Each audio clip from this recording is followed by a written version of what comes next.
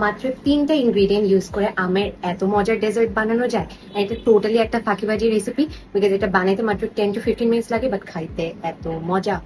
You guys can not miss this. Mango bread পুডিংকে আমরা খুব মজার একটা দেশি টুইস্ট দিয়ে বানাবো, এন্ড সেটার জন্য প্রথমেই লাগবে আমাদের কাস্টার্ড, যেটা খুব ইজিলি প্যাকেট দিয়ে বানানো যায়, টুকরা টুকরা করে কাটা ব্রেড, অ্যান্ড সামারের সবার ফেভারিট ম্যাঙ্গো।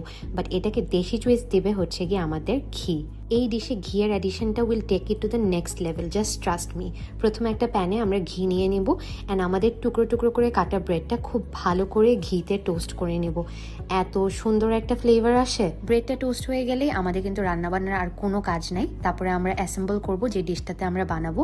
সো প্রথমে একটা কাস্টার্ডের লেয়ার দিব পাতলা করে, অ্যান্ড দেন সেটার উপর হচ্ছে গিয়ে আমাদের ব্রেডগুলোকে দিব, দেন একটা কাস্টার্ডের লেয়ার, অ্যান্ড দেন আমাদের মজার পার্টটা সেটা হচ্ছে গিয়ে ম্যাঙ্গো।